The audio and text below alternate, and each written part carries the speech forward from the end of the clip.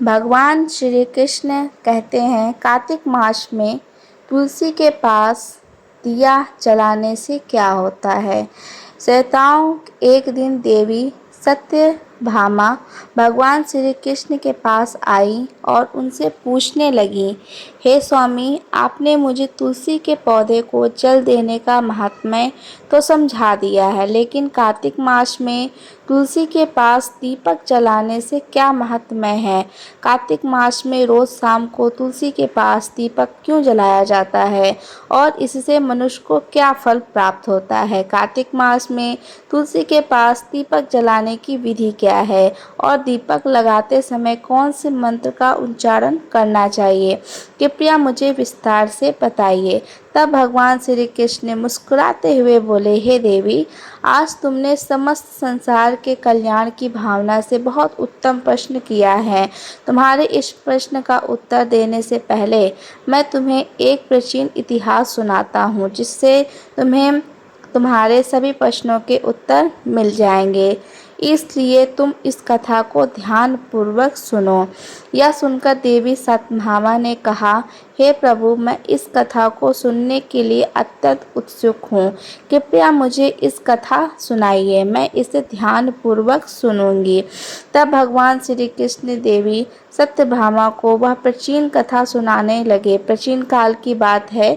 दक्षिण दिशा में तुंगभद्रा नाम की एक विशाल नदी बहती है, जिसके किनारे हरिहरपुर नाम का एक सुंदर नगर बसा हुआ है। इस नगर में अभिजीत नाम के एक विद्वान ब्राह्मण निवास करते थे।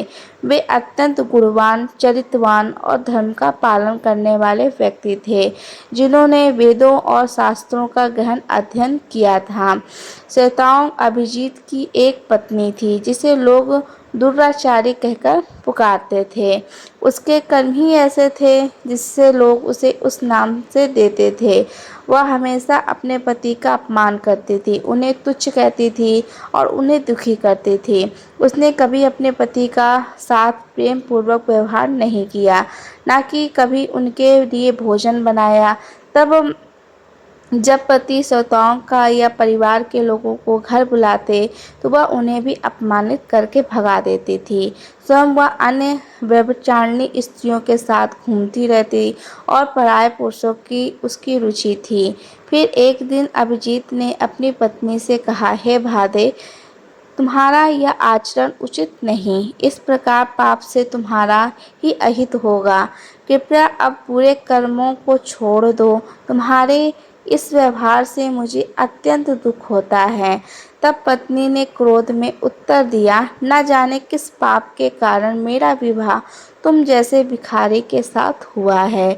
लगता है पिछले जन्म में मैंने अवश्य कोई बड़ा पाप किया होगा, तभी ऐसा मुझे निधन पति मिला है। मैं अब और सहन नहीं कर सकती। किसी दिन मैं तुम्हें छोड़ दूंगी और किसी धनवान पुरुष से विवाह करूंगी। फिर अभिजीत ने उत्तर दिया, हे प्रिय, इस प्रकार के अशब्द मत कहो। अपने पति को त्यागना उचित नहीं। जो स्त्री अपने पति को छोड़कर पराये पुरुषों के पास जाती है, उसे नरक में दंड भोगना पड़ता है। तब पत्नी फिर से कटु शब्दों में कहा, तुम्हें ही नरक में जाना पड़ेगा, क्योंकि तुम कोई काम नहीं करते, भीख मांगकर खाते हो। मैं इस झोपड़ी और इस नरक से तंग आ चुकी हूँ। तुम्हारे साथ रहना तो नरक के रहने के ही समान है। फिर भगवान श्री कृष्ण कहते हैं, हे देवी, जो स्त्री अपने पति का अपमान करती है और उसे छोड़कर पराये पुरुषों के पास जाती है, उसके घर में हमेशा दुर्भाग्य आ जाता है और उसे नरक में दंड अवश्य मिलता है। फिर एक दिन वह स्त्री वन में जाकर एक वृक्ष के नीचे खड़ी हो गई, क्योंकि उसका मन काम से भरा हुआ था और वह किसी सुंदर पुरुष की प्रतीक्षा कर रही थी। परंतु बहुत समय बीत जाने पर भी कोई पुरुष नहीं आया, जिससे वह अत्यंत दुखी हो गई। प्रीतम की खोज में वह इधर उधर भटकने लगी, लेकिन उसे कोई नहीं मिला। उस दिन उसका सारा प्रयास व्यर्थ हो गया। वह रोते हुए कहने लगी, आज कोई सुंदर पुरुष इस मार्ग से नहीं आया, मेरी कामना कैसे पूरी होगी और कौन मेरे इस सुंदर शरीर का उपभोग करेगा। मेरी जवानी यूं ही व्यर्थ हो जाएगी। वह विलाप करने लगी, हे भगवान, कोई ऐसा पुरुष भेजिए जो मेरी इच्छा पूरी कर सके, चाहे वह मेरा भक्षण भी कर ले, मैं प्रसन्न पूर्वक उसे अपना अग्नि कर लूंगी। फिर भगवान श्री कृष्ण कहते हैं, हे देवी, इस प्रकार से वह स्त्री जोर जोर से विलाप करने लगी। तब उसी जंगल में एक भयानक बाघ निवास करता था और उस पापनी स्त्री की आवाज़ सुनकर वह जाग गया। उछलकर उस स्त्री का भक्षण करने के लिए उसके पास आ गया। उस बाघ के नाम से धमंस धमंस का रूप अत्यंत भयानक था। उसका शरीर काले और नारंगी धारियों से युक्त था, जो जंगल की छाया में घुसमिल जाता था। उसकी आंखें अंगारे की तरह लाल थीं और अंधेरे में भी चमकती थीं। उसके जबड़े से लंबे तीक्ष्ण दांत बाहर निकले हुए थे, जो किसी भी जीव को चीरने के लिए पर्याप्त थे। धनुष की लंबी मजबूत पूंछ उसकी ताकत का प्रतीक थी। वह अपनी बलिष्ठ टांगों से जंगल में तेजी से दौड़ सकता था।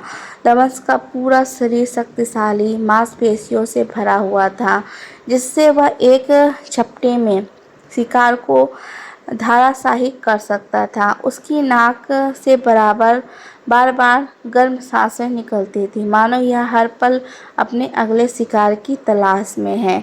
धनुष का एकमात्र लक्ष्य उन पापी दुराचारी लोगों का भक्षण करना था, जिन्हें उसकी नीति के उसे सौंपा था। श्रोताओं, उस भयंकर बाघ को अपने सामने खड़ा हुआ देखकर उस स्त्री के पसीने छूटने लगे और वह भय से थर-थर कांपने लगी।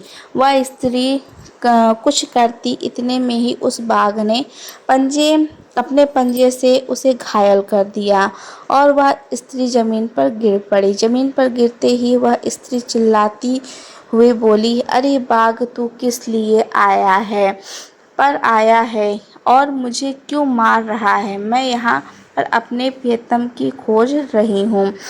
तू मुझे छोड़ दे, मेरा भक्षण करके क्या मिलेगा?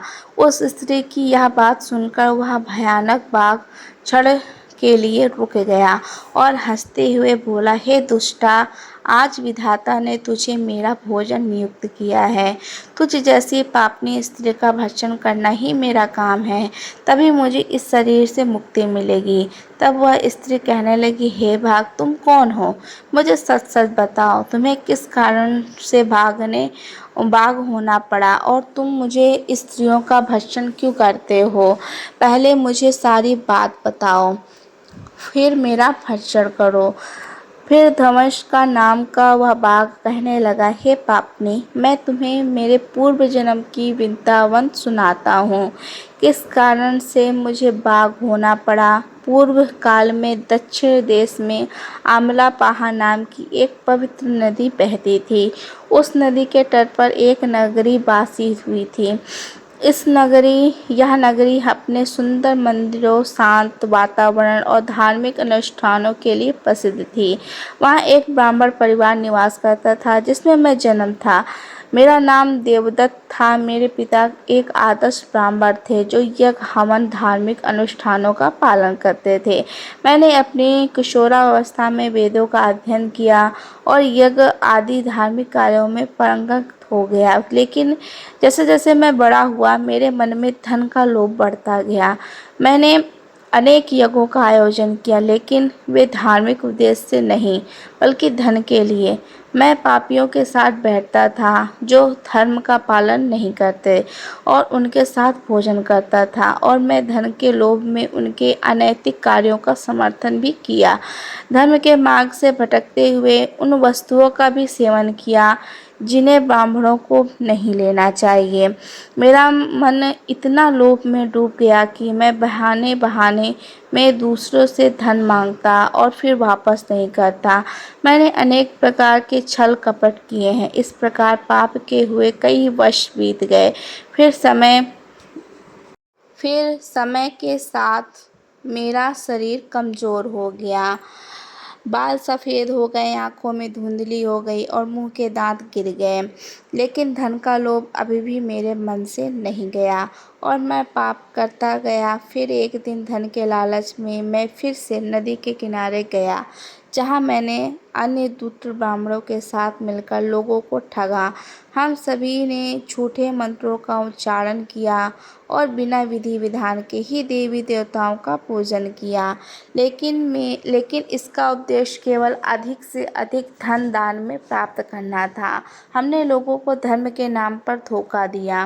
फिर उस दिन मैंने काफ़ी धन एकत्र किया, लेकिन उस समय मेरे साथ एक भयानक घटना घटी। जब मैं उस नदी के तट पर बैठा हुआ था, तभी एक बीमार और भटकता हुआ कुत्ता मेरे पास आया और मैंने उसे धुतकार कर भगा दिया। लेकिन वह क्रोध में आकर मेरे पैर में काट बैठा, जिससे मुझे मूर्छित हो गया, वहीं गिर पड़ा और उसी क्षण मेरे प्राण निकल गए। फिर मेरी मृत्यु के बाद यम के दूत प्रकट हुए, जो काले और भयानक रूप वाले थे और उनके हाथों में जंजीरें थीं। उन्होंने मुझे पकड़ लिया और यमपुरी की ओर ले गए। फिर यमपुरी में मुझे यमराज के सामने खड़ा किया गया। यमराज ने अपने दिव्य सिंहासन से चित्रगुप्त को आदेश दिया कि वे मेरे कर्मों का लेखा जोखा प्रस्तुत करे। तब उस चित्रगुप्त ने बड़ी ही गंभीर स्वर में कहा, हे धर्मराज, यह ब्राह्मण जिसका नाम देवदत्त है, इसने अपने जीवन में घोर पाप किए हैं। इसने धर्म के नाम पर लोगों को ठगा है और झूठे मंत्रों का उच्चारण कर यज्ञ किए हैं और भगवान का अपमान किया है, जिससे वह धन की लालच में धन से दूर गया है और इसने कभी भी धर्म का पालन नहीं किया। इसलिए यह पापी ब्राह्मण नरक के जाने योग्य है।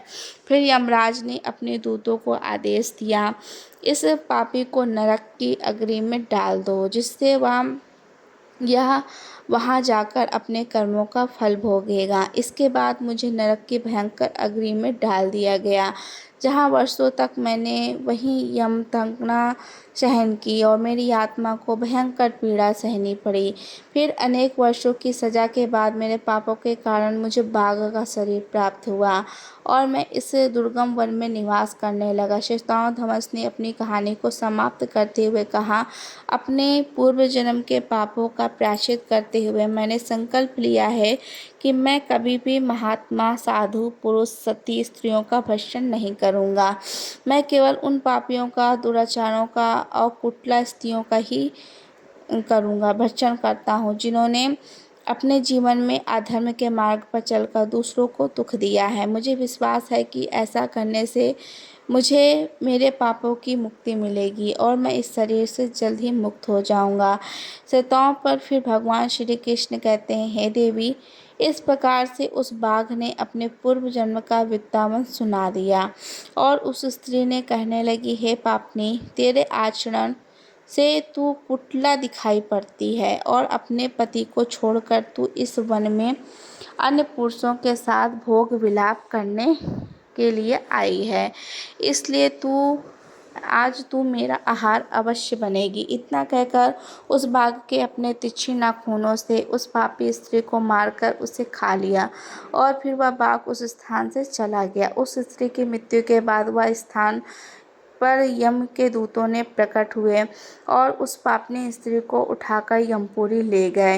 वहां पर उसने यमराज के सामने खड़ा किया। फिर चित्रगुप्त ने उस स्त्री का लोखा जोखा निकालकर यम के कहने पर, ही धर्मराज, यह स्त्री अत्यंत पापनी है, इसने घोर पाप किए हैं, इससे व्यभिचारी किया है, पति की कभी सेवा नहीं की है, अपने पति को भूलकर भी पराये पुरुषों के संग भोग उल्लास किया करती है। तब उसके पापों को सुनकर यमराज अत्यंत क्रोधित हो गए और उन्हें उस स्त्री को अग्नि से भरे हुए कुंडों में डालने का आदेश दिया। फिर यमराज के आदेश को सुनकर वह स्त्री अत्यंत भयभीत हो गई और फिर वह दुराचार स्त्री यमराज से कहने लगी, हे धर्मराज, कृपया मुझे मेरे पापों के लिए क्षमा करें। मैंने यह अनजाने में पाप किए हैं, कृपया मुझे प्रायश्चित का अवसर प्रदान करें। तब यमराज कहते हैं, हे स्त्री, तुमने जो पाप किए हैं वे निंदनीय हैं। मैं तुम्हारे पापों के लिए कोई प्रायश्चित नहीं है। जो स्त्री अपने पति का त्याग करती है और अपने पति को छोड़कर पराये पुरुषों के संग विहार करती है, उसे निश्चित ही नरक में जाना पड़ता है। इसलिए अब तुम्हें नरक की यातनाएं भोगनी पड़ेंगी। शतम में फिर यमराज ने अपने दूतों से कहा, हे दूतों, इस पापी स्त्री को ले जाओ और इसे भयंकर नरकों में डाल दो, यह वही उसी के योग्य है। फिर यम के दूत उस स्त्री को नरक में ले गए, जहाँ उसे अनेक वर्षों तक जलते हुए तेल के कुंड में पकाया गया। फिर से उसे निकाल के एक रख नामक नरक में डाल दिया गया। इस प्रकार उसे कई वर्षों तक अलग अलग नरकों में डाला गया। फिर नरक में कष्ट भोगने के बाद वह महापाप स्त्री पुनः पृथ्वी लोक पर आकर चंडालिनी के रूप में जन्मी। फिर चंडाल के घर में जन्म लेकर वह फिर से अनेक पाप करने लगी, जिससे से वह व्यभिचार में लिप्त हो गई और कई पापी पुरुषों के संग विहार करने लगी। फिर कुछ समय बाद पूर्व जन्म के पापों के कारण उसे कोढ़ का रोग हो गया और वह भयानक पीड़ा सहने लगी। उसका शरीर जलने लगा और उसकी आँखों में पीड़ा होने लगी और इस कष्ट को सहते हुए वह दिन बिताने लगी। फिर एक दिन वह तीर्थ में स्नान करने के लिए उद्देश्य से अन्तपुर में चली। वहाँ पर वह एक आश्रम के बाहर निवास करने लगी, जहाँ उस आश्रम में एक तुलसी का पौधा था। अन्य स्त्रियों को वहाँ कार्तिक मास में तुलसी के पास दीपक जलाते हुए देखकर वह पापनी स्त्री को बड़ा आश्चर्य हुआ। फिर एक दिन उस स्त्री ने वहाँ से निवास करने वाले एक साधु से पूछा, हे साधु महाराज, यह कौन सा पौधा है और यह स्त्रियाँ इसके नीचे दीपक क्यों जला रही हैं? तब उस साधु ने कहा, हे कल्याणिनी, यह अत्यंत पवित्र तुलसी का पौधा है। इसके दर्शन मात्र से ही संकटों का नाश होता है और इस तुलसी को कार्तिक मास में जल देने से सभी देवी देवताओं की कृपा प्राप्त होती है तथा इसके पास दीपक जलाने से समस्त पाप नष्ट होते हैं। तब साधु की वह बात सुनकर वह स्त्री बहुत प्रसन्न हुई और उसने साधु से पूछा, हे साधु महाराज, यदि कोई अत्यंत पापनी स्त्री भी इसके पास दीपक जलाएगी तो क्या उसके पाप नष्ट हो जाएंगे? तब साधु ने उत्तर दिया, हे पुत्री, यह सत्य है। यदि किसी स्त्री ने घोर पाप भी किए हैं तब भी उसके पाप कार्तिक मास में तुलसी के पास दीपक जलाने से नष्ट हो जाते हैं और उसके सभी जन्मों के पाप भी समाप्त हो जाते। किंतु हे पुत्री, तुम कौन हो और इस प्रश्न को पूछने का कारण क्या है? तब वह स्त्री कहती है, हे साधु महाराज, मैं महापापनी हूँ। मैंने व्यभिचार किया है तथा अनेक प्रकार के पाप किए हैं। मेरे पापों के कारण ही मेरी ऐसी दुर्दशा हुई है। कृपया मुझे पापों से मुक्ति का उपाय बताइए। फिर साधु कहते हैं, हे पुत्री, अब से तुम्हें पूरे कार्तिक मास तुलसी के पास दीपक जलाओ, जिससे तुम्हारे समस्त पाप नष्ट दोष समाप्त हो जाएंगे। फिर उसे साधु की बात सुनकर उस पापी स्त्री ने भी वही किया। उसने तुलसी के पौधे के पास दीपक जला दिया और इस प्रकार से वह स्त्री नित्य उस स्थान पर तुलसी के पास दीपक जलाने लगी। फिर एक दिन वह स्त्री शाम के समय तुलसी के पास दीपक जलाने लगी तो उसी समय उसकी हृदयाघात से उसकी मृत्यु हो गई और वह वहीं जमीन पर पड़ी रही। फिर यमराज के दूत उस स्त्री को यमलोक ले जाने के लिए उस स्थान पर प्रकट हुए। जैसे ही यम के दूत उस पापी स्त्री को पास में बांध कर ले जाने लगे, तभी भगवान विष्णु के 2 पार्षद उस स्थान पर प्रकट हुए और 2 पार्षद अत्यंत तेजस्वी थे। उनके शरीर से स्वर्ण प्रकाश की किरणें निकल रही थी, चारों ओर अंधकार दूर कर देती थीं। उनका रूप इतना मोहक और दिव्य था कि उन्हें देखकर किसी का भी मन श्रद्धा से भर जाता, और उनके चेहरे पर शांत मुस्कान थी जो अपार करुणा और दया का प्रतीक थी। उनके वस्त्र जड़ित और रेशमी थे, जो नीले और सुनहरे रंग में थे, चमक रहे थे, मानो स्वयं वैकुंठ का सौंदर्य उनके व्यक्तित्व में समाया हो। उनके कानों में सुनहरे कुंडल झूल रहे थे, जिससे उनके दिव्य संगीत की ध्वनि प्रतीत होती है। उनके माथे पर तिलक और चमकती हुई बिंदी थी, जो उनकी दिव्यता का सूचक थी। वे दोनों विशाल कद और बलिष्ठ थे। उनके हाथों में एक दिव्य गदा थी, जो न्याय और धर्म की शक्ति का प्रतीक है। वे उस स्त्री को अपने दिव्य स्पर्श से मुक्ति का आश्रय देने आए थे, जिससे उसके सभी पाप नष्ट हो सकें, उसे स्वर्ग की यात्रा की अधिकारी बना सके। तब उन श्रद्धों ने यमराज के दूतों को रोक लिया और कहने लगे कि यह यमदूतों, स्त्री को तुम छोड़ दो। क्या स्त्री नरक में जाने योग्य नहीं है? तुम किसके आदेश से ऐसा अधर्म कर रहे हो? फिर यमराज के दूत कहने लगे, हे पार्षदों, यह यमराज का आदेश है। इस पापी स्त्री को उठाकर ले जा रहे हैं, किंतु आप हमें किस कारण से रोक रहे हो? यह स्त्री अत्यंत पापी है और इसे नरक में ले जाने की आज्ञा मिली है। यह सुनकर भगवान विष्णु के पार्षद मुस्कुराए और बोले, हे यमदूत, तुम सत्य बोलते हो, लेकिन इस स्त्री का एक ऐसा पुण्य भी है जो इसके समस्त पापों को मिटा चुका है। क्या तुमने देखा नहीं कि इसने अपने जीवन में संध्या के समय तुलसी के समीप दीपक जलाया है? तब यमदूतों ने चकित होकर पूछा, हे पार्षदों, कार्तिक मास में क्या केवल तुलसी के समीप दीपक जलाने से इसके समस्त पाप नष्ट हो सकते हैं? फिर भगवान विष्णु के पार्षद ने गहन दृष्टि से यमदूत की ओर देखा और समझाया, तुम इस बात को नहीं समझते।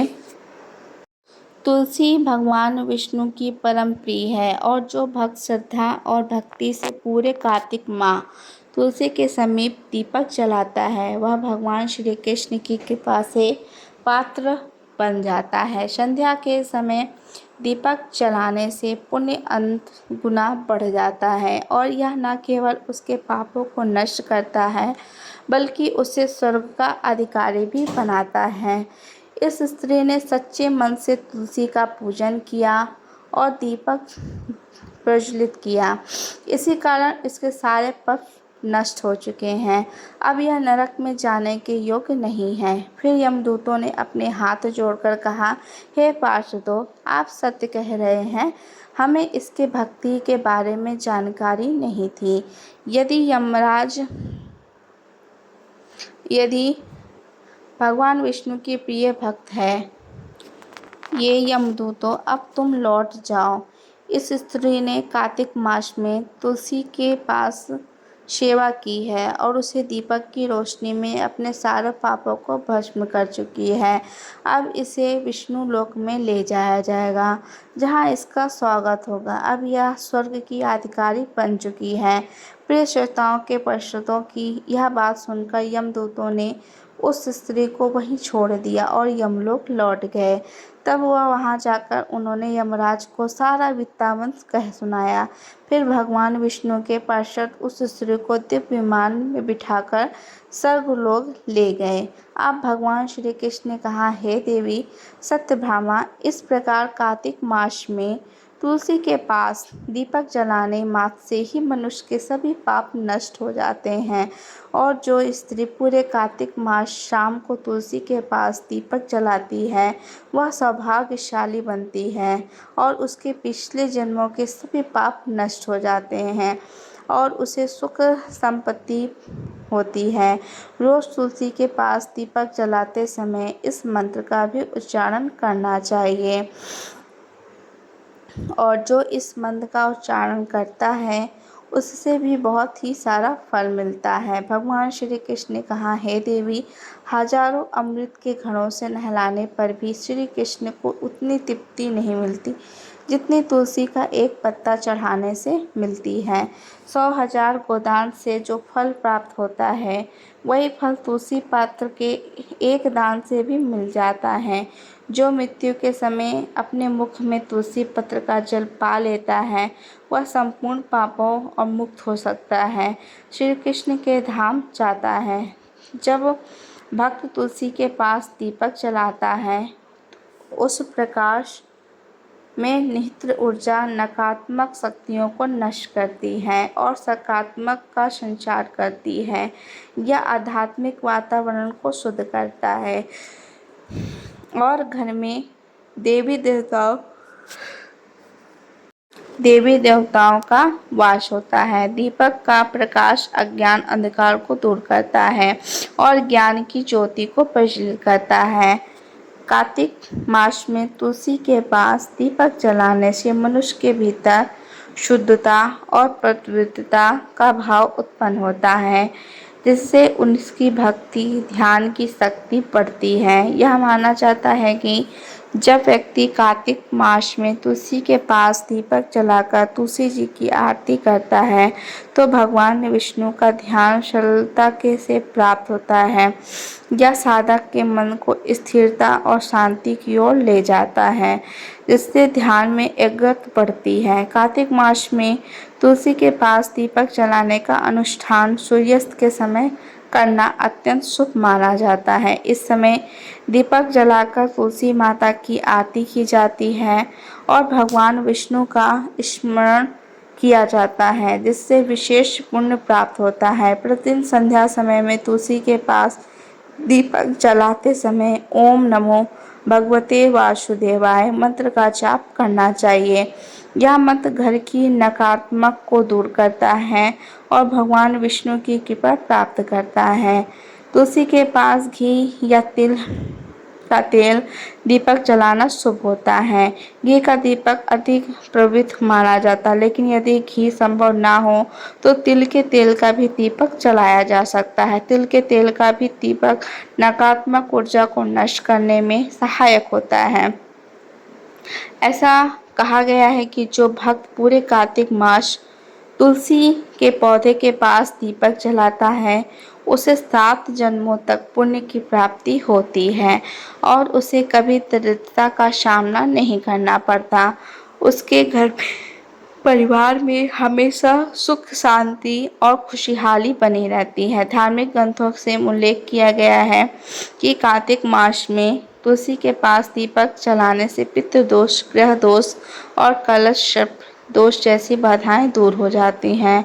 इस उपाय से घर में नकारात्मक ऊर्जा का नाश होता है और सकारात्मक ऊर्जा का संचार। कार्तिक मास में तुलसी के पास दीपक जलाने से आत्मा की शुद्धि होती है और यह जन्म जन्मांतर के पापों का नाश करता है। इससे आत्मा को शांति मिलती है और व्यक्ति को समृद्धि की प्राप्ति होती है। यह भी कहा गया है कि यदि कोई व्यक्ति जीवन के अंतिम समय में जो भक्त कार्तिक मास में तुलसी के पास दिया जलाकर भगवान श्री कृष्ण जी का स्मरण करता है और मृत्यु के बाद यमदूतों को भय नहीं रहता और वह सीधे भगवान के धाम को प्राप्त करता है। कार्तिक मास में तुलसी के पास दीपक जलाने से देवी लक्ष्मी का आशीर्वाद मिलता है, जिससे व्यक्ति की जीवन में कभी आर्थिक संकट नहीं आता और हमेशा समृद्धि बनी रहती है। इस प्रकार भगवान श्री कृष्ण ने कार्तिक मास में तुलसी के पौधे के पास दीपक जलाने का महत्व बताया। मैं आशा करती हूँ कि आपको यह जानकारी अच्छी लगी होगी। तो यदि आप इस चैनल पर नए आए हैं तो चैनल को सब्सक्राइब कर वीडियो को लाइक एवं शेयर जरूर करिएगा। साथ ही में कमेंट बॉक्स में जय श्री कृष्ण जरूर लिखिएगा।